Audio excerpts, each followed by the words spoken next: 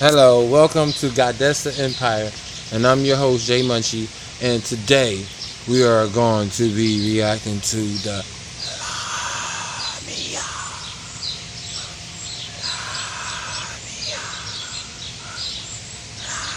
maybe I should have did it when it was dark. It would have been more scarier. No, it's not scary.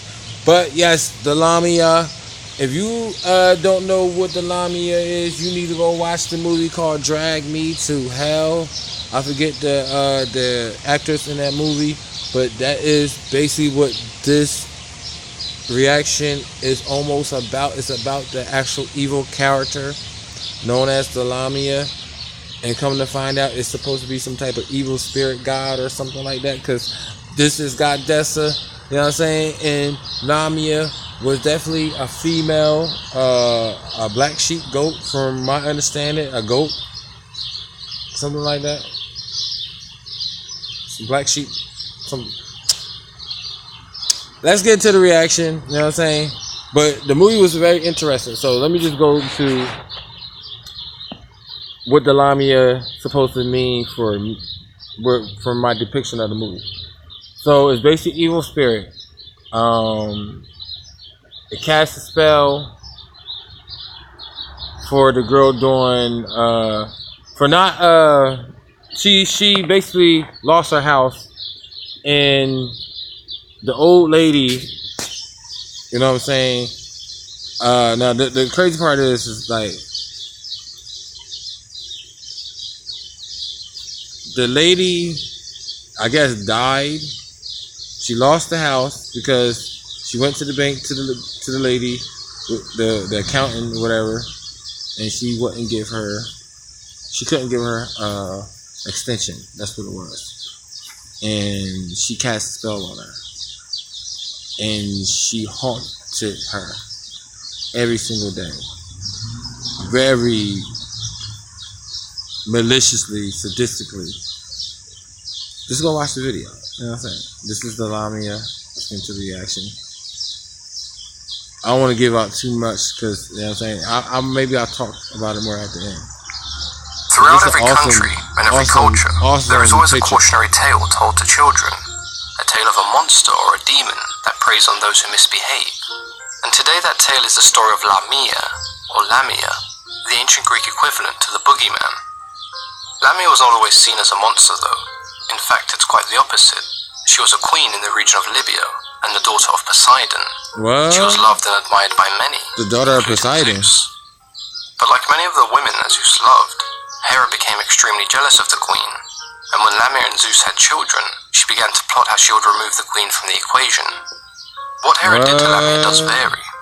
In some stories she kidnapped and killed her children, and in others she made Lamia kill her own children. Why's she pulling her hair? This punishment alone was not enough for Hera, and so she made it so Lamia could never sleep, cursing her to endlessly walk the earth, mourning for her lost children. Lamia, being driven mad, attempted to gouge out her own eyes. So she killed her own children. I'm glad my mom never thought about doing that. But she was unable to do so. She had gone from a respected queen with loving children to a hermit-like figure, ridiculed and shamed by the people that once respected her so dearly. When Zeus saw what had become of the woman that he once loved, he decided that he would turn her into a monster that would be greatly feared and could exact revenge on anyone who dared to mock her. He gave her the ability to remove her own eyes, which would allow her to ease her pain and rest, but in turn this also made her more terrifying. She became known as a demon that would devour children in the cover of night, so that others could feel the same pain that she Yeah, because in the beginning of the movie, like, when I mean the beginning, is like as soon as the movie starts, it starts with this kid running, and it's like you confused as hell, like what the hell's going on? You don't even know what's, and it was the scariest thing about it is when you find out what is chasing him, you don't even see a body. You just see this hand try to grab him from underneath the ground, from basically hell. You know what I'm saying? Or wherever. Naturally, this led to terrified parents warning their children of Lamia, and thus a cautionary tale was started. There are some varying accounts that claim it was in fact Hera that turned Lamia into a serpent, and cursed her so she was unable to close her eyes. In this variation, it was once again Zeus that took pity upon her, giving her the ability to remove her eyes and rest. Wow. Many believe that she was somewhat of a shapeshifter, being able to transform from a serpent into a beautiful woman, shedding her skin whenever she pleased. Wow. A talent that she would use to seduce and devour men instead of children. Lamia was also associated with magic and witchcraft. She had the gift of prophecy, a side effect of Hera's curse, granting her visions in her dreams whenever she attempted to sleep. Many also saw her as a minor sorceress, brewing potions and placing enchantments on men so that her presence did not arouse suspicion. Oh, wow. Zeus and Lamia's children are an interesting point of discussion. The ones that did survive went on to be quite recognizable.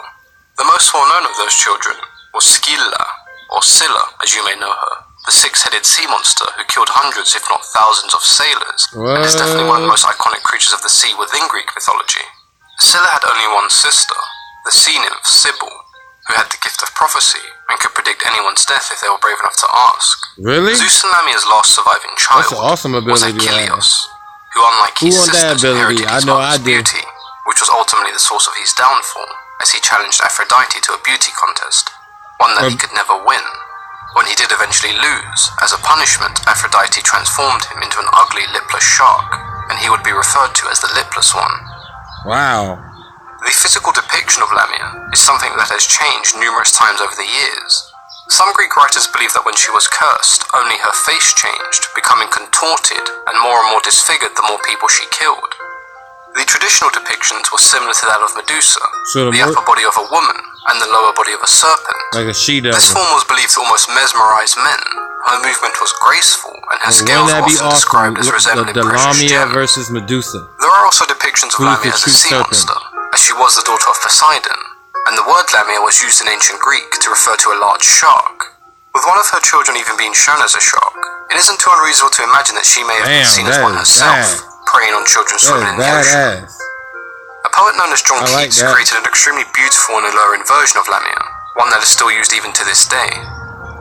She was a Gordian shape of dazzling hue, vermilion spotted, golden, green and blue, striped like a zebra, freckled like a pard, eyed like a peacock, and all crimson barred, and full of silver moons that as she breathed dissolved or brighter shone, or interweaved their lustres with the gloomier tapestries, so rainbow-sided, touched with miseries. She seemed at once some penance lady elf, some demon mistress, or the demon's own self. Her head was serpent, but bitter-sweet.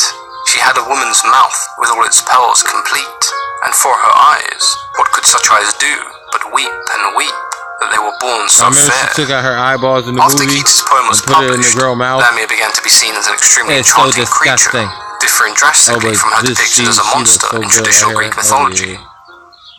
Humans being turned into animals and monsters by the gods is something that we see fairly often in Greek mythology.